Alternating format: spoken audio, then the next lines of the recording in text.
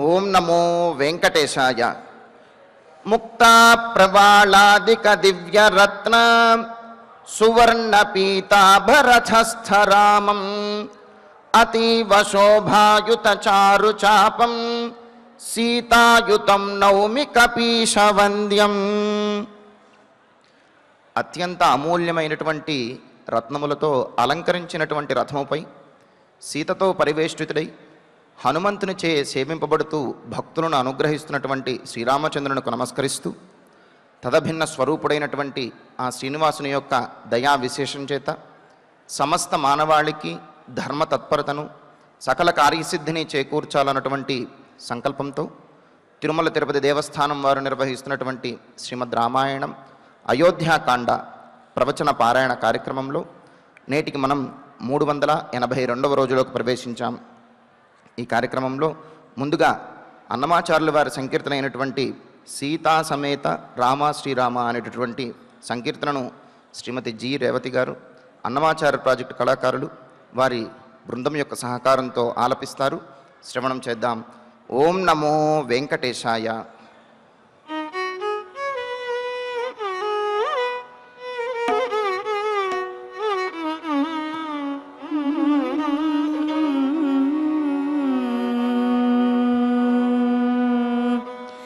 రామా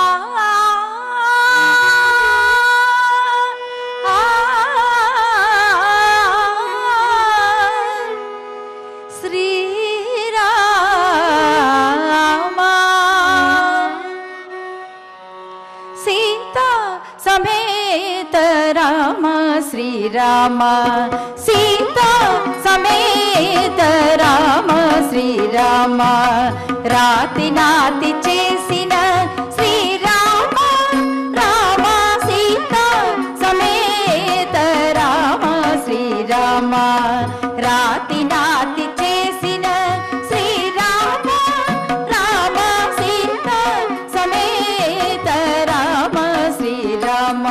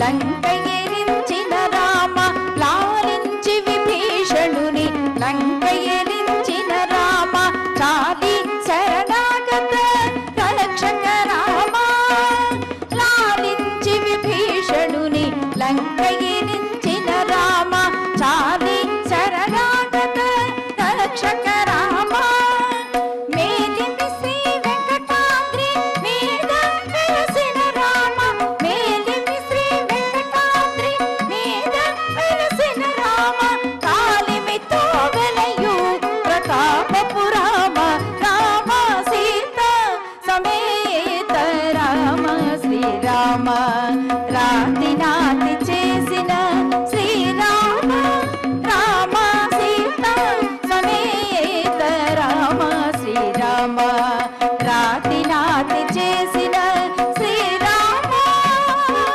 శ్రీరామ శ్రీరామ శ్రీరామ శ్రీరామ శ్రీరామ శ్రీరామ శ్రీరామ.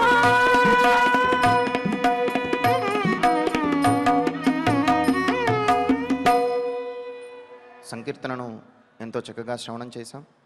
ఇక ఇప్పుడు శ్రీ గురు ధ్యానపూర్వకంగా సంకల్ప వాక్యాలను అందరము కలిసి పలుకుతూ ఈ కార్యక్రమాన్ని ప్రారంభం చేసుకుందాం. శ్రీ గురు ధ్యానం గురుర్బ్రహ్మా గురుర్విష్ణు గురుర్దేవో మహేశ్వరః గురుః సాక్షాత్ పరం బ్రహ్మ తస్మై శ్రీ గురవే నమః.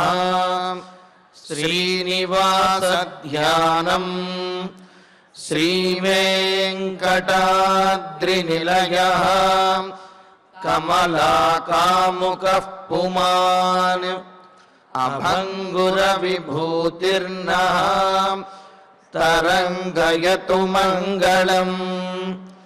అథ సంకల్పః శ్రీమదాదివరాక్షేత్రే విరాజమానస్య శ్రీపద్మావతీ జానే అఖిలాండకోటిబ్రహ్మాండనాయకస్య శ్రీరామచంద్రరూపాంతరస్య భగవతః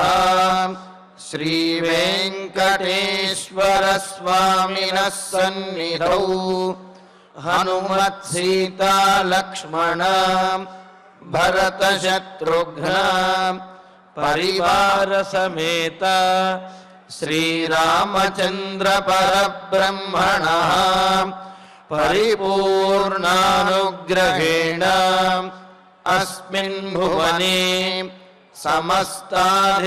సమస్తాధివ్యాధీనాం నివారణార్థం భారతవర్షే విద్యా విత్త వాణిజ్య కృషి వైద్య వైజ్ఞానిక దేశరక్షణాదిరంగేషు విద్యమానానాం ఆస్తిక మహాజనానాం సర్వేషాం సకుటుంబానాం ఆయురారోగ్యైశ్వర్య సద్బుద్ధీత్యాది సర్వశుభఫలప్రాప్త్యర్థం ధర్మాచరణద్వారా శ్రీరామరాజ్యస్య పునర్వ్యవస్థాపనార్థం ఉద్యోగార్థినాం సముచితోద్యోగప్రాప్త్యర్థం దంపతీనాం అనుకూలదాంపత్యసిద్ధ్యర్థం సంతానస్య పితృవాక్యపరిపాలనానుకూల బుద్ధిప్రచోదనార్థం సకలకార్యసిద్ధ్యర్థం గోసంరక్షణార్థం చ శ్రీమద్వాల్మీకి రామాయణే అయోధ్యాకాండే యథాశక్తి శ్లోకం వ్యాఖ్యాన పురస్సరం అష్టచత్వారింశ सर्गा ఏకోనచత్వారింశ సర్గయోః శ్లోకపారాయణం తథా శ్రీధన్వంతరి మంత్రపారాయణం చ అన్యోన్య సాహాయ్యేన ఆచార్యముఖేన కరిష్యామహే. శ్రీ వాల్మీకి ప్రార్థనా కూజంతం రామ రామేతి మధురం మధురాక్షరం ఆరుహ్య కవితా శాఖాం వందే వాల్మీకి కోకిలం. శ్రీ ఆంజనేయ ప్రార్థనా మనోజవం మారుతతుల్యవేగం జితేంద్రియం బుద్ధిమతాం వరిష్టం వాతాత్మజం వానరయూధముఖ్యం శ్రీరామదూతం శిరసా నమామి. శ్రీరామాయణ ప్రార్థనా వాల్మీకిగిరి సంభూత రామసాగరగామిని పునాతి భువనం పుణ్యా రామాయణ మహానది. శ్రీరామ ప్రార్థనా అయోధ్యాఖ్యేతు గుర్వర్ధే త్యక్త్వా రాజ్యం గిరౌ వసన్ పాదుకే భరతాయాదాత్ సరామః శరణం మమ. శ్రీరామచంద్ర పరబ్రహ్మణే నమః. అథ శ్రీమద్ రామాయణే ఆదికావ్యే అయోధ్యాకాండే అష్టచత్వారింశః సర్గః. శ్రీమన్నారాయణ చరణౌ శరణం ప్రపద్యే. శ్రీమతే నారాయణాయ నమః. శ్రీరామాయ నమః. తథా స్త్రియో రామ నిమిత్తమాతురా యథా సుతే భ్రాతరివా వివాసితే విలప్య దీనారుదుర్విచేతనః సుతైర్హితాసామధికో హిసో భవతు. అయోధ్య నగరంలో ఉన్నటువంటి స్త్రీలందరూ కూడా తిరిగి వచ్చినటువంటి తమ భర్తలతోటి మాట్లాడుతూ, అలాగే రాముడి యొక్క గుణవైభవాన్ని తలుచుకుని అంతటి గొప్ప రాముడినా మనం కోల్పోయింది అని రాముడి గురించి పరిపరి విధాలుగా పరితపిస్తూ వారు బాధపడుతూ ఉన్నారు. ఇంతలో చీకటి పడుతున్నది, రాత్రి కావస్తున్నది.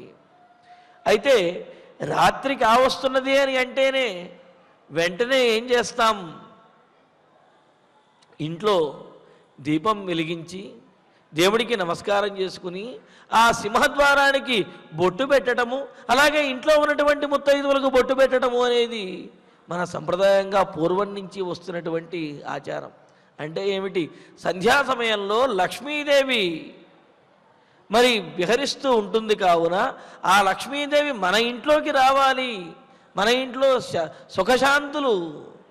సుఖశాంతులతోటి ఇంట్లో అందరము కూడా సుఖంగా ఉండాలి అని చెప్పి, సకల సంపదలు విలసిల్లాలి అని మనందరము కూడా ఆ సింహద్వారాన్ని తెరచి ఉంచి, అలాగే వెనక ఉన్నటువంటి ద్వారాన్ని మూసి, ఇంటికి వెనక భాగంలో ఉండేటువంటి ద్వారాన్ని మూసి ఇంట్లో దీపారాధన చేసి ఆ సింహద్వారానికి బొట్టు పెట్టి ఇంట్లో ఉన్న ముత్తైదువులకు కూడా బొట్టు పెట్టడం అనేది పూర్వం నుంచి వస్తున్నటువంటి సంప్రదాయం. అంటే ఆ సంధ్యా సమయం అయ్యింది అంటే ఇంట్లో ఉన్నటువంటి ఆ స్త్రీలు, గృహిణులు ఈ విధంగా ఆ దీపారాధన చేయటము, సింహద్వారానికి బొట్టు పెట్టడము, మంగళకరంగా తాము తిలకమును ధరించటము ఇవి చేస్తూ ఉంటారు. మరి మగవారు వారు సంధ్యావందనాదులు చేసుకోవటము, అదేవిధంగా నిత్యాగ్నిహోత్రం ఉంటే ఆ అగ్నిహోత్రాన్ని వెలిగించి ఆ అగ్నిహోత్రం చేయటము, హోమం చేయటము, సంధ్యావందనం చేయటము, ఇటువంటివన్నీ కూడా చేస్తూ ఉంటారు. అయితే రాముడిని కోల్పోయాము అని, రాముడు మనల్ని విడిచిపెట్టి వెళ్ళిపోయాడు అనే బాధలో ఉన్నటువంటి అయోధ్య నగరంలో ఉన్నటువంటి ప్రజలు ఇవేవీ కూడా చేయటం లేదు. చీకటి పడ వస్తున్నప్పటికీ కూడా ఇళ్లలో దీపాలు వెలిగించడం లేదు. మరి వీరు మిగతా వారందరూ కూడా తమ నిత్యకర్మానుష్ఠానమైనటువంటి నిత్యాగ్నిహోత్రములను సంధ్యావందనములను కూడా చేయటం అక్కడ మర్చిపోతూ ఉన్నారు. అంటే పూర్తిగా మానేయటం లేదు, కానీ వాళ్ళు ఆ సమయానికి చేయవలసిన వారు కూడా రామ వియోగ శోకంతో అవి చేయలేకుండా ఉన్నారు. దానితోటి ఏ ఇంటిలోనూ కూడా వెలుతురు అనేది లేదు. సహజంగానే మరి రాత్రి కావస్తున్నది అంటే నిశ. నితాంతం స్యతి తనూకరోతి సర్వ వ్యవహారాణీతి నిశ అని అంటారు. అన్ని పనులను కూడా ఆపేస్తుంది. పని చేసేటటువంటి కార్యాన్ని సాధించేటటువంటి అవకాశములను తగ్గిస్తుంది. కావున దానిని నిశ అని అన్నారు. అందుకనే రాత్రిపూట పశువులు కానీ పక్షులు కానీ మనుషులు కానీ ఎవరైనా సరే విశ్రాంతి తీసుకోవాలి తప్ప విచ్చలవిడిగా మార్గాల్లో తిరగకూడదు అని చెప్పి అన్నారు. ఎందుకు అంటే పశుపక్ష్యాదులకే ఆ జ్ఞానం ఉన్నప్పుడు మరి మనుషులమైనటువంటి మనకు కూడా అటువంటి జ్ఞానం ఉండాలి కదా. రాత్రిపూట ఏ విధంగా వ్యవహరించాలో అలాగే వ్యవహరించాలి తప్ప విచ్చలవిడిగా మార్గాల్లో తిరుగుతూ వారిని వీరిని ఇబ్బంది పెట్టడము, లేకపోతే అపరాత్రి అర్ధరాత్రి వరకు కూడా ఇష్టం వచ్చినట్టుగా వ్యవహరించడము ఇవి కూడనటువంటి వ్యవహారములు అని చెప్పి అన్నారు. మరి రాత్రిగా వస్తూ చీకటి పడుతూ ఉన్నది అంటే ఇంట్లో దీపం వెలిగించవలసినటువంటి స్త్రీలు ఆ దీపాన్ని వెలిగించడం లేదు. ఇంట్లో అగ్నిహోత్రమును వెలిగించి నిత్యాగ్నిహోత్రం చేయవలసినటువంటి పురుషులు అవేమీ చెయ్యటం లేదు. రామ వియోగ శోకంతో వాళ్ళు ఆ విధంగా బాధపడుతూ ఉన్నారు. ముఖ్యంగా స్త్రీల యొక్క శోకానికి అంతు లేకుండా ఉన్నది.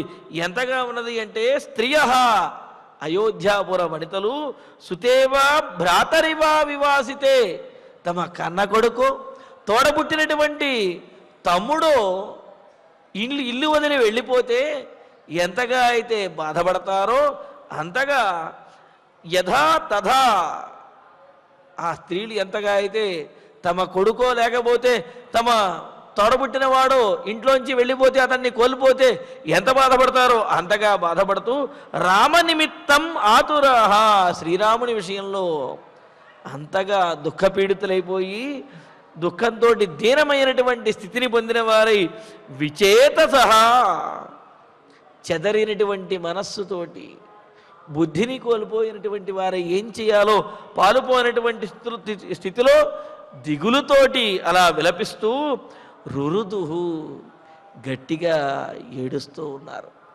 ఇది అమంగళకరమైనటువంటి సన్నివేశం అన్నమాట. సహజంగా సంధ్యా సమయము అని అనగానే ఇల్లు మంగళకరంగా ఉండాలి.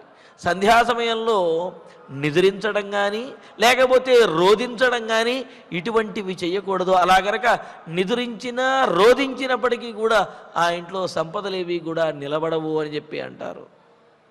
అందుకే కదా సూర్యోదయే అస్తమయే చ శాయినం విముంచతి శ్రీరపి చక్రపాణినం అని చెప్పి అంటూ అలా సంధ్యా సమయంలో నిద్రించేటటువంటి వాడిని లక్ష్మీదేవి విడిచిపెట్టేస్తుంది అని చెప్పి అన్నారు కదా. అలాగే ఆ ఇంటిని కూడా ఆ ఇంట్లోకి లక్ష్మీకళ అనేది ఉండదు, లక్ష్మీదేవి ఆ ఇంటిని విడిచిపెడుతుంది అంటారు. అందుకనే సంధ్యా సమయంలో నిద్రించడం కానీ లేకపోతే ఏడవటం ఇలాంటివి అమంగళకరమైనటువంటివి కానీ చెయ్యకూడదు అని చెప్పి అన్నారు. అయితే అయోధ్య నగరంలో శ్రీరామచంద్రమూర్తి వెళ్ళిపోవటం అనేది పెద్ద అమంగళంగా వాళ్ళు భావిస్తున్నారు. కావున దానికి మించినటువంటి అమంగళకరమైంది, దానికి మించినటువంటి నష్టము ఇంకేది ఉండదు అని భావిస్తున్నారు. దానితోటి వాళ్ళు సమయాన్ని కూడా వాళ్ళు లెక్కించడం లేదు, సమయం కూడా వారికి తెలియటం లేదు. అలా తెలియక శోకంతో అలాగ వారు విలపిస్తూనే ఉన్నారు. తాసాం సహ సుతై భ్రాతృభ్యశ్చ అధిక అభవతి.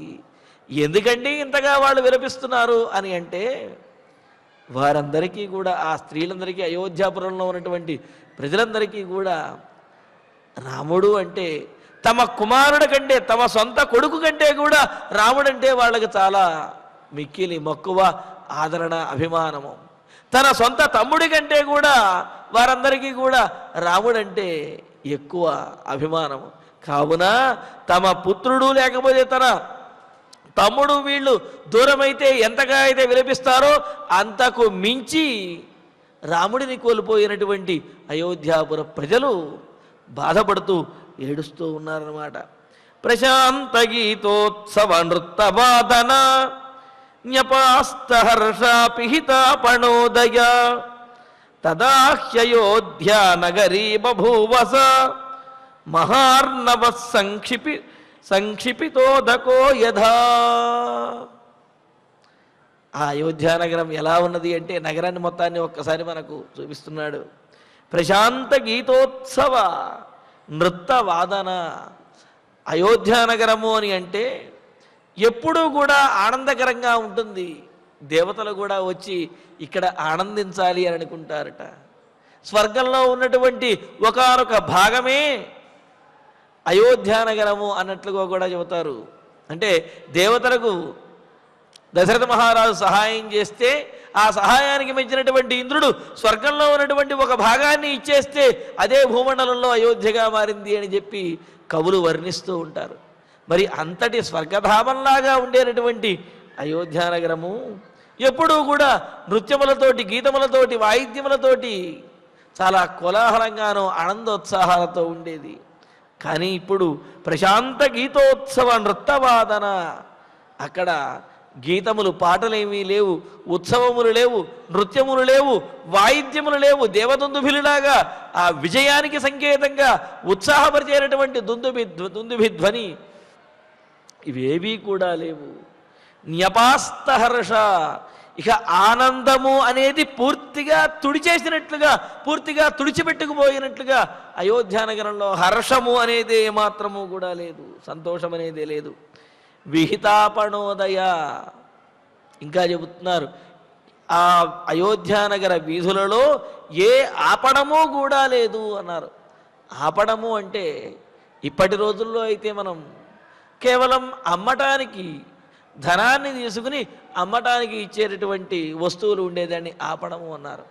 కానీ ఎవరికి ఏది అవసరమో ప్రజలకు వాటన్నింటినీ కూడా వీధులలో ఉంచి వాటిని వారు తీసుకువెళ్ళే విధంగా ఏర్పాటు చేసేవాళ్ళు. అక్కడ ధనంతో పని ఏమీ లేదు. అలాగా ప్రజల కోసం ఆపణములను ఏర్పాటు చేసి ఉంచేవాళ్ళు.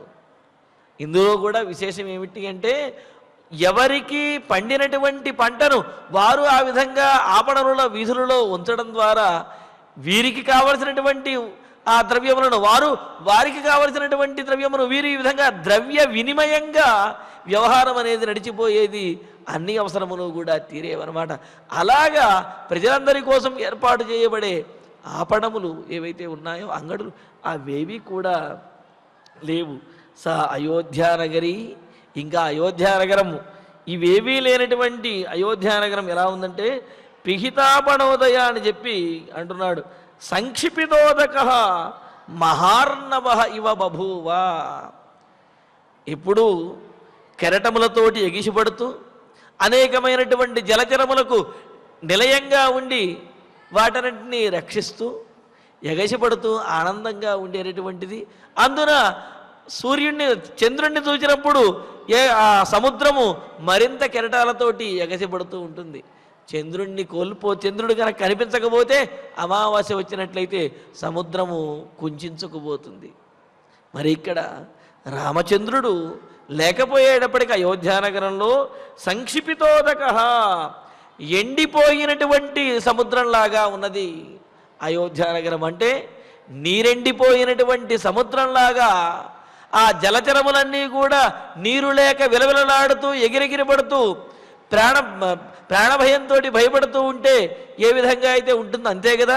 చెరువులో నీళ్ళన్నీ తీసేస్తే అందులో ఉన్నటువంటి చేపలన్నీ కూడా నీరు లేక విలవిలలాడుతూ గిరగిరా కొట్టుకుంటూ ఉంటాయి. అలాగే రాముడు అయోధ్యానగరం నుండి వెళ్ళిపోయేటప్పటికీ అయోధ్యానగరంలో ఉన్నటువంటి ప్రజలందరూ కూడా విలవిలలాడిపోతున్నాడు. అందుకనే ఇటువంటి ఉపమానాన్ని, ఉదాహరణ చెబుతూ ఉన్నాడు. సంక్షిపితోదక, నీరెండిపోయినటువంటి, నీరు లేనటువంటి మహార్ణవ ఇవ, మహాసముద్రంలాగా బభూవ. అయోధ్యానగరము ఆ విధంగా ఉన్నది. అంటే నీరు లేనటువంటి సముద్రంలో ఏ విధంగా అయితే జలచరములు విలవిలలాడుతూ ఉంటాయో, నీరు లేనటువంటి సముద్రము ఏ విధంగా అయితే కెరటములేమీ లేకుండా స్తబ్దుగా అయిపోతుందో, నీరులేనటువంటి సముద్రంలో ఏ విధంగా అయితే కోలాహలము ఉండదో అలాగే అయోధ్యానగరంలో రాముడు లేకపోయేటప్పటికీ ప్రజలందరూ విలవిలలాడిపోతున్నారు. నృత్యగీత వాయిద్యాది కోలాహలములు లేవు. అంతా కూడా రోదనలతోటి నిశ్శబ్దంగాను అదేవిధంగా రోదన వినిపిస్తూ అమంగళకరంగాను గోచరిస్తున్నది అని చెప్పి అన్నారు. ప్రశాంత గీతోత్సవ నృత్తవాదన న్యపాస్తహర్షాపిహితాపణోదయ తదాఖ్యయోధ్యా నగరీ బభూవస మహార్ణవ సంక్షిపితోదకో యథా. ఈ విధంగా 48వ సర్గను ముగించారు. మరి 48వ సర్గలో అయోధ్యానగరంలో ఉన్నటువంటి పరిస్థితులు అంటే ఏమిటి?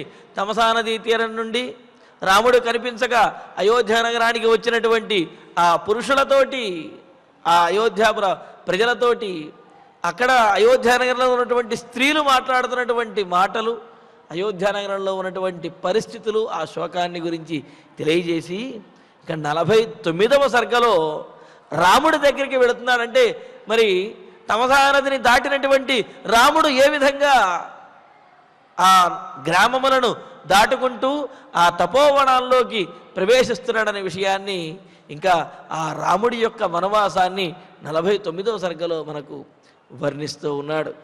ఇక్కడి నుంచి కూడా సన్నివేశము రాముడి దగ్గరికి మారుతున్నది.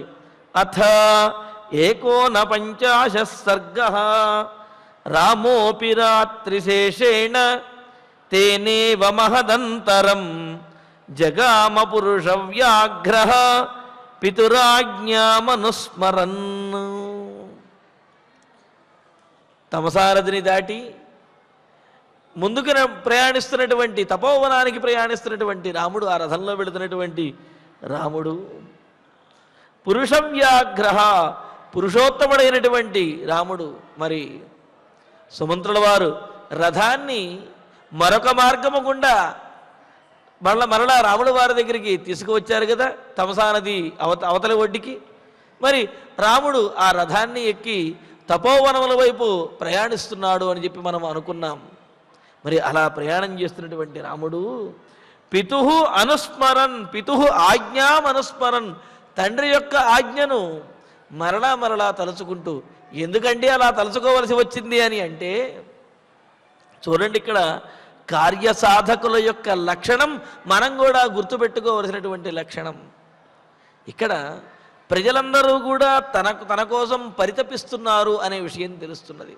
తాను కనిపించకపోతే వాళ్ళందరూ కూడా ఎంత బాధపడతారో అనే విషయం కూడా రామచంద్రమూర్తికి మనస్సుకు తెలుసు కావున అయ్యయ్యో నేను కనిపించకపోతే వాళ్ళు ఎంత బాధపడతారో ఏడుస్తారేమో, కావున వెనక్కి తిరిగి వెళ్ళిపోవాలి అనే ఆలోచన వచ్చిందనుకోండి, మరి తండ్రి యొక్క ఆజ్ఞ అది భంగమవుతుంది కదా.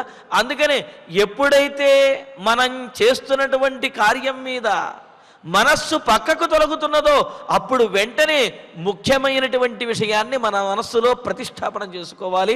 ఆ విషయాన్ని మనం గుర్తు తెచ్చుకోవాలి. అలా గుర్తు తెచ్చుకున్నట్లయితే ఈ మిగతా సందర్భానుసారంగా వచ్చేటటువంటి ఇతర విషయాలు ఏవైతే ఉన్నాయో వాటిని పక్కన పెట్టేయగలుగుతాము. ముఖ్యమైనటువంటి విషయం మీదే మనం మనస్సుని లగ్నం చేయగలుగుతాము. మరి అలాగే ఇక్కడ రాముడికి తన వియోగ దుఃఖంతో ఆ ప్రజలందరూ బాధపడతారు అనే విషయం గుర్తు రాగానే వెంటనే ఏం చేస్తున్నాడు, తండ్రి యొక్క ఆజ్ఞను గుర్తు చేసుకుని తన కర్తవ్యం వనవాసం చెయ్యటమే తప్ప ప్రజలు బాధపడుతున్నారు కదా అని చెప్పి తాను వెంటనే వెనక్కి తిరిగి వెళ్ళిపోవటం సబబు కాదు అని చెప్పి అనుకున్నాడు. అంటే ఏమిటి, ప్రధానమైనటువంటి మన లక్ష్యం ఏదైతే ఉందో ఆ లక్ష్యాన్ని మరలా మరలా స్మరించుకోవటం ద్వారా ఇతరమైనటువంటి విషయముల మీద ఆసక్తి, ఆ మార్గం తప్పేటటువంటి ఆ ప్రమాదం అనేది ఉండదు అన్నమాట. ముఖ్యంగా విద్యార్థులు ఈ విషయంలో గుర్తుపెట్టుకోవాల్సినటువంటి విషయం, ఎక్కడికైనా చదువుకోవటానికి విద్యాలయానికి వెళ్ళినప్పుడు లేకపోతే తల్లిదండ్రులకు దూరంగా మరొక ప్రాంతానికి వెళ్ళినటువంటి విద్యార్థులు తాము తల్లిదండ్రులని విడిచిపెట్టి ఎక్కువ ధనాన్ని ఖర్చు పెట్టించి మరి ఇంత దూరం ఎందుకు వచ్చాము, ముఖ్యమైనటువంటి ఉద్దేశ్యం ఏమిటి, తమ లక్ష్యం ఏమిటి అనే విషయాన్ని మరలా మరలా తమ మనస్సులో కనుక తలుచుకున్నట్లయితే అక్కడ విద్యాలయాల్లో కానివ్వండి, ఆ వెళ్ళినటువంటి ఆ పట్టణాల్లో కానివ్వండి, కనిపించేటటువంటి ఇతర విషయములు, తమను ఆకర్షించేటటువంటి ఇతరములైనటువంటి మనుషులు వీళ్ళెవరూ కూడా కనిపించరు. తమ లక్ష్యం ఒక్కటే కనిపిస్తుంది. ఆ లక్ష్యాన్ని సాధించగలుగుతారు. కానీ ఎప్పుడైతే ఇతరములైనటువంటి విషయముల మీద మనస్సు ఆసక్తి చెందినదై తమ లక్ష్యము తాము ఎందుకని ఇంత దూరం వచ్చాము, ఎందుకని విద్యాలయానికి వచ్చాము, ఎందుకని తల్లిదండ్రులను విడిచిపెట్టేసి ఇంత దూరం వచ్చాము అనే ప్రధానమైనటువంటి లక్ష్యాన్ని ఎప్పుడైతే మరచిపోయి ఇతరములైనటువంటి విషయం మీద ఎప్పుడైతే మనసు లగ్నమవుతుందో అప్పుడు ఈ ప్రధానమైన లక్ష్యం నశించిపోతుంది. ఆ జీవితము తామంత దూరం రావటము, లేకపోతే అంత ధనాన్ని ఖర్చు పెట్టడము, ఇవంతా కూడా వ్యర్థమైపోతాయి. చివరికి తమ లక్ష్యమే నశించిపోయి జీవితంలో పైకి రాలేరన్నమాట. కావున ఏ పని గురించి అయితే వచ్చామో, ఏదైతే మన ప్రధాన లక్ష్యమో ఆ లక్ష్యాన్ని, ఆ ఉద్దేశ్యాన్ని మరలా మరలా తలుసుకోవటం ద్వారా మిగతా అప్రధానమైనటువంటి ఇతరములైనటువంటి విషయముల మీద వ్యామోహం చెందకుండా ఇతర మార్గాన్ని, అంటే ప్రధాన మార్గాన్ని విడిచి ఇతర మార్గములకు వెళ్లకుండా, ఇతరములైనటువంటి ఆకర్షణలకు లోనవ్వకుండా తమ ప్రధానమైనటువంటి లక్ష్యం వైపే పయనించగలుగుతారు. అందుకనే ఇక్కడ రామచంద్రమూర్తి పితురాజ్ఞా మనుస్మరన్, తన గురించి ఎంతమంది ఆ విధంగా విలపిస్తున్నా, తనను ఆకర్షిస్తున్నప్పటికీ కూడా వాటినన్నింటినీ కూడా విడిచిపెట్టడానికి, వాటిని లెక్క చేయకుండా ఉండడానికి ఒకే ఒక్క మంత్రం, పితురాజ్ఞా మనుస్మరన్, మా తండ్రి గారి యొక్క ప్రతిజ్ఞను నెరవేర్చాలి, తండ్రి యొక్క ఆజ్ఞను పాటించాలి, అంతే. అంటే మిగతా విషయాలు ఏవి గుర్తొచ్చినా మా తండ్రి మాటను నేను వినాలి, నేను వనవాసం చేయటమే నా లక్ష్యము అని అనుకున్నాడు. ఇది లక్ష్య సాధకుడి యొక్క లక్షణం. అంతేగాని దేవాలయానికి వెళుతూ ఉన్నప్పుడు ఆ మధ్యలో ఏదో వాల్ పోస్టర్ కనిపించగానే ఇక అక్కడే కూర్చుని, అక్కడే నుంచుని దానికే చూస్తూ కూర్చున్నాం అనుకోండి, బయలుదేరింది దేనికోసము, చేస్తున్న పనేమిటి? కాబట్టి ఏదైనా ఒకవేళ అలాంటిది కనిపించినప్పటికీ కూడా నేను బయలుదేరింది దేవాలయానికి కాబట్టి నా దృష్టి అటే ఉండాలి అని ఆలోచించగలిగినట్లయితే అక్కడి నుంచి ముందుకు వెళ్ళగలుగుతాడు. అలా ఆలోచించకుండా తన ప్రధానమైనటువంటి విషయాన్ని మరిచిపోయి దారిలో కనిపించినటువంటి వాటి మీద వ్యామోహాన్ని పొందినట్లయితే ఇక అక్కడే ఉండిపోయి ముందుకు వెళ్ళలేడనమాట. కావున మన లక్ష్యాన్ని సాధించదలుచుకున్నటువంటి వారు ఇతరములైనటువంటివి ఏమైనా తమను ఆకర్షిస్తున్నా, ఒకవేళ మార్గమును తప్పేటువంటి పరిస్థితి వచ్చినప్పుడు తమ లక్ష్యాన్ని మరలా మరలా మనస్సులో తలుచుకొని స్థిరంగా ముద్ర వేసుకోవటం ద్వారా ఆ లక్ష్య సాధన వైపు పయనించగలుగుతారు అనేది రాముని యొక్క ప్రవర్తన ద్వారా మనకి ఇక్కడ తెలుస్తున్నది. అందుకనే రాముడు తనను ఎంతమంది వెనక్కి రమ్మని పిలుస్తున్నా, ఎంతమంది తన కోసం వాళ్ళు విలపిస్తూ ఉన్నా వాటన్నిటికీ కూడా రాముని యొక్క మనస్సు చెలిస్తుందేమో అనే భావనతోటి ఏం చేస్తున్నాడు, పితురాజ్ఞా మనుస్మరన్, వాళ్ళ నాన్నగారి యొక్క ఆజ్ఞ ఏదైతే ఉన్నదో ఆ ఆజ్ఞను, ఆ మాటను తలుచుకుంటూ వనవాసం వైపే ప్రయాణిస్తున్నాడు తప్ప మరొక మార్గము, మరొక ఆలోచనను తన మనస్సులోకి రానియడం లేదు. అలాగా పితురాజ్ఞా మనుస్మరన్ తేనైవ రాత్రి శేషేన, మరి తెల్లవారుజామున తమసానదిని దాటి ఎవరికీ చెప్పకుండా వనవాసం వైపుకి, అంటే తపోవనం వైపుకి ప్రయాణిస్తూ ఉన్నాడు కదా. తేనైవ రాత్రి శేషైన, ఆ మిగిలినటువంటి ఆ రాత్రి గడిచేలోపు, తెల్లవారేలోపే మహదంతరం జగామ, చాలా దూరం వెళ్ళిపోయాడు. అంటే వేగంగా చాలా దూరం ప్రయాణించేశాడు. ఎందుకంటే తెల్లవారింది అంటే కనుక ఆ తమసా నదీ తీరంలో ఉన్నటువంటి వారు మరలా తమ జాడ కనుక్కొని కొంత దూరం వచ్చేసి తనను కలుస్తారు. కావున వారికి అందకుండా వెళ్ళాలి, వారు అయోధ్య నగరానికి వెళ్ళిపోవాలి అనుకున్నాడు. కావున రాముడు ఆ తెల్లవారేలోపే చాలా దూరం తపోవనం వైపుకి ప్రయాణించి ముందుకి వెళ్ళాడు. వెళ్తుంటే తథైవ గచ్చతస్తస్య వ్యపాయాద్రజనీ శివ ఉపాస్య శివాం సంధ్యాం విషయాంతం వ్యగాహ్యత. అక్కడ అలాగా ముందుకు వెళుతూ ఉంటే తస్య తథా ఏవ గచ్చతః, ఆ విధంగా తపోవనం వైపుకే ప్రయాణిస్తూ ఉన్నటువంటి మరో ఆలోచన లేనటువంటి రాముడికి శివా రజనీ వ్యపాయాత్, మంగళకరంగా రజని ఆ రాత్రి వ్యపాయాత్ గడిచిపోయింది అని చెప్పారు. ఇక్కడ విశేషం చూడండి, అయోధ్యానగరంలో అంతఃపురాల్లో మేడలు మిద్దెలు వాటిలలో అక్కడ ఉన్నటువంటి అయోధ్యానగరంలో ఉన్నటువంటి రాత్రులకేమో, ఆ అయోధ్యానగరంలో ఉన్నటువంటి ప్రజలకేమో ఆ రాత్రి కాళరాత్రిలా ఉన్నది అని చెప్పి అన్నాడు. అడవిలో ఉన్నటువంటి రాముడికేమో శివ ఇక్కడేమన్నాడు, శివారజనీ వ్యపాయాత్, మంగళకరమైనటువంటి రాత్రి గడిచినది అన్నారు. అంటే కాలము మంగళకరంగా ఉండటానికైనా అమంగళకరంగా ఉండటానికైనా సరే తాము ఉన్నటువంటి ప్రదేశము కంటే కూడా తమ మానసిక స్థితి ఏదైతే ఉందో అది ముఖ్యమైనటువంటి కారణము.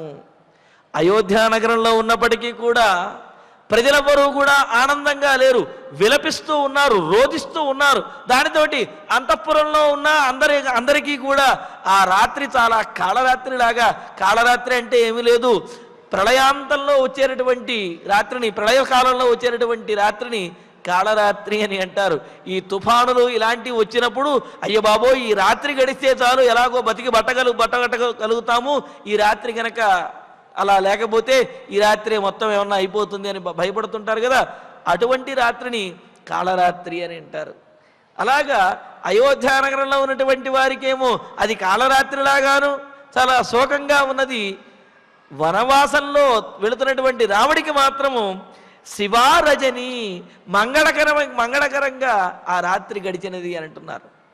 అదేమిటండి అంటే సీతారామ లక్ష్మణులకి తాము వనవాసానికి వెళుతున్నాము అనే బాధ ఏమాత్రమూ లేదు, పైగా పితృవాక్య పరిపాలన చేస్తున్నాను అనే ఆనందము వారిలో ఉన్నది. కావున ఆనందంగా గడిచేటటువంటి రాత్రి అది అడవిలోనైనా సరే శివ మంగళకరమైనటువంటి రాత్రి అవుతుంది. అందుకనే శివారజనీ వ్యపాయాత్, ఆ తెల్లవారుధామున బయలుదేరినటువంటి రాముడికి అప్పటి వరకు కూడా కొంత బాధ ఉన్నది. తమసా నదీ తీరం వరకు వచ్చే వరకు ఏమని బాధ, తనతో పాటు ఎంతోమంది పెద్దవాళ్ళు, వృద్ధులు, పండితోత్తములు, బ్రాహ్మణోత్తములు, యజ్ఞయాగాదులు చేసేవారు, ప్రజలు ఎంతోమంది తనతో పాటు వస్తూ, నడుచుకుంటూ వస్తూ, పరిగెడుతూ వస్తూ బాధపడుతూ ఉన్నారు వాళ్ళు. దాంతో రామచంద్రుని యొక్క మనస్సు కొంత బాధగా ఉన్నది. ఎప్పుడైతే వారిని తమసా నదీ తీరంలో విడిచిపెట్టేసి రాముడు తాను ఆ వనవాసానికి వెళ్ళిపోయాడో, అమ్మయ్య వారి కష్టములు ఈనాటితోటి, ఈ రాత్రితో వారి కష్టములు తీరిపోతాయి, వారు అయోధ్య నగరానికి వెళ్ళిపోతారు, కొద్దిపాటిగా బాధపడినప్పటికీ కూడా అయోధ్య నగరంలో ఉండి తన ప్రజలు వారు ఆనందిస్తారు అని అనుకున్నాడు. దాంతో ఆనందంగా ఉన్నాడు. కావుననే ఆ తెల్లవారుజాము ఆ తర్వాత మిగిలినటువంటి రాత్రి అంతా కూడా శివారజని మంగళప్రదమైనటువంటి శుభకరమైనటువంటి రాత్రి వ్యపాయాత్ గడిచిపోయినది. సహా శివాం సంధ్యాం ఉపాస్య, ఇంకా తెల్లవారుజామున సూర్యోదయం అవుతున్నటువంటి సమయంలో శివాం సంధ్యాం ఉపాస్య మంగళకరమైన ఆ సంధ్యా సమయంలో సంధ్యావందనాది నిత్యానుష్ఠానములను పూర్తి చేసి విషయాంతం యగాహ్యత. విషయాంతం అంటే విషయము అంటే దేశము అనే అర్థం కూడా మనకు నిఘంటువులు తెలియజేస్తున్నాయి. కావున విషయాంతం ఆ కోసల దేశము యొక్క అంతం, చివరి ప్రదేశానికి, సరిహద్దుకి వచ్చేశాడు రామచంద్రుడు. ఈ విధంగా ఆ రామచంద్రుడు రెండవ రోజున ఉదయానికి రాముడు ఆ కోసల దేశం యొక్క చివరి ప్రదేశానికి వచ్చేశాడు. అయితే రాముడికి మాత్రము ఆ రాత్రి చాలా మంగళకరంగా, అంటే వారిని ఆ విధంగా విడిచిపెట్టేసి వారు అయోధ్య నగరానికి వెళ్ళే విధంగా చేసి తాను ఇలాగా తపోవనానికి వెళ్ళిపోవడంతో రాముడికి మాత్రము ఆ వనవాసము, ఆ రాత్రి, ఆ తెల్లవారుజాము అంతా కూడా మంగళకరంగా చక్కగా పూర్తయినది. కానీ రాముడిని విడిచి వచ్చినటువంటి అయోధ్య నగరంలో ఉన్న ప్రజలకు మాత్రము ఆ రాత్రి చాలా ఇబ్బందికరంగాను కాళరాత్రిలాగా అనిపించింది. మరి ఇలాగ రామచంద్రమూర్తి ఆ తెల్లవారిన తర్వాత ఆ సూర్యోదయ సమయంలో సంధ్యావందనాది నిత్యానుష్ఠానంలో పూర్తి చేసుకుని ఆ ప్రయాణించేటప్పటికీ అక్కడ సరిహద్దుకి, కోసల దేశం యొక్క సరిహద్దుకి చివరికి వచ్చేశాడు. గ్రామాన్ని నికృష్ణ సీమాంతాన్ పుష్పితాని వనాని చ పశ్యన్నతి యయౌ శీఘ్రం శనైరివహయోత్తమైః. గ్రామాన్ని కృష్ణ సీమాంతాన్ పుష్పితాని వనాని చ పశ్యన్నతి యయౌ శీఘ్రం శనైరివహయోత్తమైః. శృణ్వన్ వాచో మనుష్యాణం గ్రామ సంవాసవాసినాం. ఎలాగ రాముడు ఆ కోసల దేశం యొక్క చివరి ప్రాంతానికి వచ్చాడు అంటే, అక్కడ ఆ ప్రాంతంలో ఉన్నటువంటి చిన్న చిన్న గ్రామములు వాటన్నిటిని దాటుకుంటూ రాముడు ఆ చివరి ప్రాంతానికి, వనవాసానికి వచ్చేశాడు. వికృష్ట సీమాంతాన్, విశేషంగా లిఖించబడినంటే దున్నబడినటువంటి, పంటలు పండుతున్నటువంటి ఆ పొలములన్నీ కూడా, పంట పొలములన్నీ కూడా ఉన్నటువంటి గ్రామములను, పుష్పితాని వనానిచ, బాగా పుష్పించి సుగంధభరితములుగా ఉన్నటువంటి వనములను, ఉద్యానవనములను, పశ్యన్ చూస్తూ, అంటే పంట పొలాలను, అదేవిధంగా పుష్పించినటువంటి ఆ పూల చెట్లను, ఫలించినటువంటి వీటిని చూసుకుంటూ, గ్రామ సంవాసవాసినాం మనుష్యాణం వాచ, గ్రామంలో ఉండేటటువంటి గ్రామ పెద్దలు, అలాగే గ్రామంలో ఉండేటటువంటి సంవాసములు, అంటే గ్రామములు సంవాసములు అని ఇక్కడ రెండు చెప్పడంలో ఉద్దేశం ఏమిటంటే, గ్రామములు అంటే పెద్ద పెద్ద గ్రామములోని, సంవాసములు అంటే చిన్న చిన్న గ్రామములు అని అర్థం చెబుతున్నారు. అలాగా పెద్ద పెద్ద గ్రామములు, వాటికి అనుబంధంగా ఉన్నటువంటి చిన్న చిన్న గ్రామములు, వీటినన్నింటినీ కూడా దాటుకుంటూ ఆ గ్రామాలలో ఉండేటటువంటి ప్రజలు మాట్లాడుకునే మనుష్యాణం వాచ, వారందరూ మాట్లాడుకునే మాటలను శృణ్వన్, వింటూ, వాళ్ళ మాటలను వింటూనే, హయఉత్తమైః, ఉత్తమమైనటువంటి అశ్వాలు కలిగిన ఆ రథంతో ఎవరిని ఇబ్బంది పెట్టకుండా ఆ రథాన్ని చాలా సులువైనటువంటి మార్గంలోనూ, అలాగే ఇతరులను ఇబ్బంది పెట్టకుండా తమ మార్గాన్ని తాము చూసుకుంటూ వడివడిగా ముందుకు వెళుతున్నటువంటి అశ్వములు కలిగిన ఆ రథంలో వెళుతూ, శీఘ్రం శనైః ఇవా, చూడండి ఇక్కడ విశేషం, వేగంగా వెళుతున్నాడు కానీ చూచేవారికి మెల్లగా వెళుతున్నట్లుగా ఉన్నదిట. ఇటువంటి విషయాల్లో, ముఖ్యంగా స్త్రీలకు ఇటువంటి విషయాల్లో గొప్ప అనుభవం ఉంటుంది. ఏమిటి అంటే, కొంతమంది ఆ వంటింట్లో కానీ వాళ్ళు వంట చేస్తూ ఉంటే ఎంతో హడావిడి పడిపోతున్నట్టుగా ఉంటూ ఉంటారు, కానీ అక్కడ జరిగే చాలా తక్కువగా ఉంటుంది. కొంతమంది అసలు ఏ హడావిడి లేకుండా మాట్లాడుతూనే ఉంటారు, ఇటొచ్చి మాట్లాడుతూ అటొచ్చి మాట్లాడుతూ ఆ వంటింట్లో పని మొత్తాన్ని పూర్తి చేస్తారు. అదేమిటి మాట్లాడుతూనే ఉన్నావు కదా, ఎలా పూర్తి అయిపోయింది అని చెప్పి ఆశ్చర్యం కలుగుతూ ఉంటుంది. అంటే ఆ చాకచక్యం అనేది ఆ స్త్రీలలో ఆ విధంగా మహాతలులో గొప్పగా ఉంటుందన్నమాట. మరి అది ఆ విధంగా ఇక్కడ సుమంత్రుల వారి యొక్క చాకచక్యము రథాన్ని నడపటంలోనూ, అదే అలాగే ఆ గుర్రముల ఉత్తమ జాతికి చెందినటువంటి అశ్వములు అవటం వల్ల ఆ అశ్వములు వేగంగా వెళుతున్నాయి, చూచేవారికేమో మెల్లగా వెళుతున్నట్లుగా ఉన్నది. అంటే ఎందుకు ఈ విధంగా చెప్పాడు అంటే, మనం మార్గంలో నుంచుని ఉన్నప్పుడు ఏదైనా వాహనం వేగంగా వెళ్ళింది అంటే మనకు భయం కలుగుతుంది. ఎక్కడ ఆ వాహనం మన మీదకు వచ్చేస్తుందా అనే భయంతో ఒక్కసారి పక్కకు జరగటమో, లేకపోతే ఎగిరిపట్టమో, భయపట్టమో జరుగుతూ ఉంటుంది. కానీ ఆ సుమంత్రుల వారు నడుపుతున్నటువంటి వాహనం, ఆ రథము వేగంగా వెళుతున్నప్పటికీ కూడా ఎవ్వరికీ కూడా ఆ వాహనము తమ మీదకు వచ్చేస్తుందేమో, తమను గుద్దేస్తుందేమో అనే భయం అనేదే లేదు. అలా రథాన్ని చూస్తూ వాళ్ళ ఉండిపోతూ ఉన్నారు. రథం ఆ విధంగా వేగంగా వెళుతున్నది. అందుకని ఇక్కడ ఏం చెబుతున్నారు, శీఘ్రం శనైః వా, వేగంగా రథం వెళుతున్నది కానీ చూచేవారికి మెల్లగా వెళుతున్నట్లుగా అనిపిస్తున్నది. అమ్మో వేగంగా వెళుతుంది, మన మీదకు వచ్చేస్తుందేమో, అదుపు తప్పుతుందేమో అనే భయం ఎవరికీ లేదు.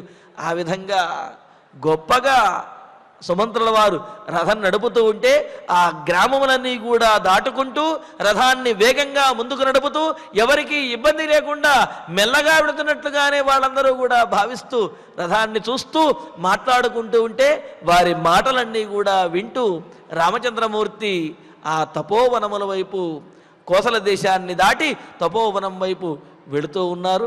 మరి వారందరూ ఏం మాట్లాడుకుంటున్నారు? ఆ చిన్న చిన్న గ్రామాలలో ఉన్నటువంటి కుగ్రామాలలో ఉన్నటువంటి ప్రజలు వీరిని చూచి ఏమని మాట్లాడుకుంటూ ఉన్నారు? అందులో జరిగినటువంటి పరిణామములు విశేషములనేవి తర్వాతి ప్రవచనంలో తెలుసుకుందాము. ఇక ఇప్పుడు ఆచార్యుల వారి ద్వారా శ్లోకాలను పారాయణ చేసుకుందాము. తథా స్త్రియః రామ నిమిత్త మాతురాః యథా సుతే భ్రాతరివా వివాసితే విలప్య దీనాః రురుదుర్విచేతసః సుతైర్హితాసాం అధికో హి శోభవత్ ప్రశాంత గీతోత్సవ నృత్తవాదన వ్యపాస్తహర్ష పిహితాపణోదయా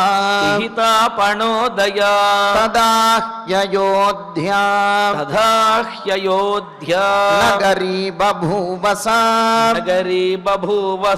మహార్ణవః సంక్షపితోదకో యథా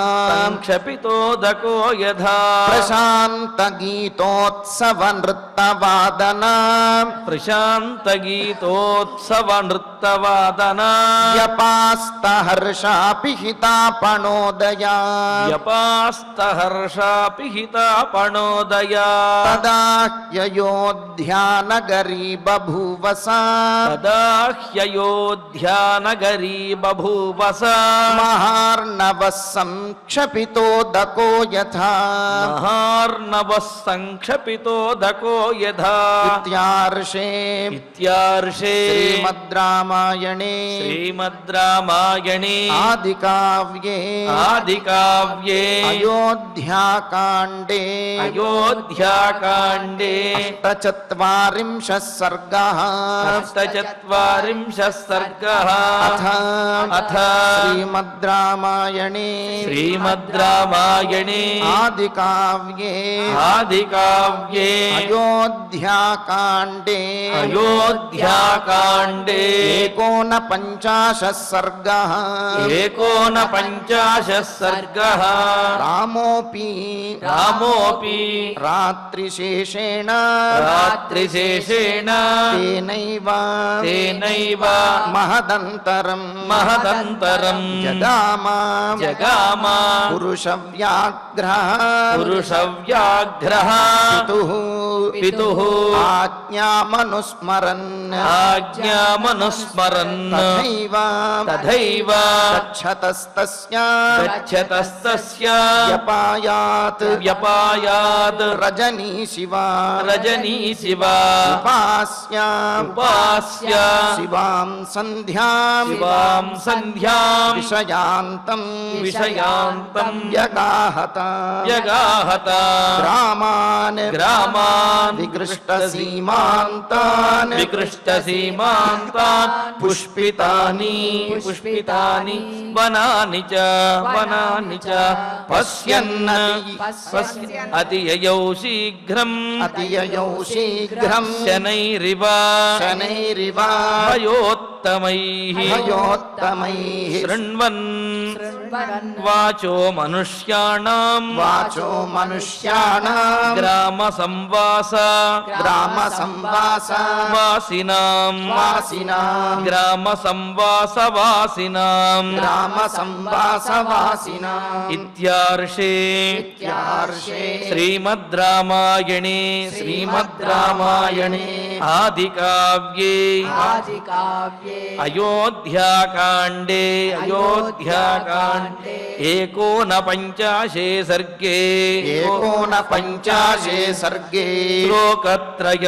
శ్లోకత్రయం ఫలశ్రుతి నుండి మంగళాంతం వరకు అందరము కలిసి పారాయణ చేసుకుందాం. ఫలశ్రుతి ఆయుష్యమారోగ్యకరం యశస్యం సౌభ్రాతృకం బుద్ధికరం సుఖం చ శ్రోతవ్యమేతన్నియమేన సద్భిః आख्यानमोजस्करमृद्धिकामैः श्रीरामचन्द्र परब्रह्मणे नमः। अथ धन्वन्तरिध्यानम् अच्युतानन्त गोविन्द विष्णो नारायणामृत रोगान्मे नाशयाशेषान् आशु धन्वन्तरे हरे। आरोग्यं दीर्घमायुष्यं बलं तेजो धियं श्रियं स्वभक्तेभ्योऽनुगृह्णन्तं वन्दे धन्वन्तरिं हरिम्। धन्वन्तरेरिमं श्लोकं भक्त्या नित्यं पठन्ति ये अनारोग्यं न तेषां स्यात् सुखं जीवन्ति ते चिरम्। ॐ नमो भगवते वासुदेवाय धन्वन्तरये अमृतकलशहस्ताय वज्रजलौकहस्ताय सर्वामय विनाशनाय त्रैलोक्यनाथाय महाविष्णवे स्वाहा। ॐ वासुदेवाय विद्महे सुधाहस्ताय धीमहि तन्नो धन्वन्तरिः प्रचोदयात्। अधनवग्रह प्रार्थना आरोग्यं पद्मबन्धुर्वितरतु नितरां सम्पदं शीतरश्मिः भूलाभं भूमिपुत्रः सकलगुणयुतां वाग्विभूतिं च सौम्यः सौभाग्यं देवमन्त्री रिपुभयशमनं भार्गवः शौर्यमार्किः दीर्घायुः सैम्हिकेयः विपुलतरयशः केतुः आचन्द्रतारम् अरिष्टानि प्रणश्यन्तु दुरितानि भयानि च शान्तिरस्तु शुभं मेस्तु ग्रहाः कुर्वन्तु मङ्गलम्। अध क्षमा प्रार्थना यदक्षरपदभ्रष्टं मात्राहीनं च यद्भवेत् तत्सर्वं क्षम्यतां देव नारायण नमोऽस्तु ते। अथ भगवत्समर्पणम् कायेन वाचा मनसेन्द्रियैर्वा बुद्ध्यात्मना वा प्रकृते स्वभावात् करोमि यद्यत् सकलं परस्मै नारायणायेति समर्पयामि। अथ मङ्गलम् श्रियः कान्ताय कल्याणनिधये निधयेऽर्थिनाम् श्रीवेङ्कटनिवासाय श्रीनिवासाय मङ्गलम्।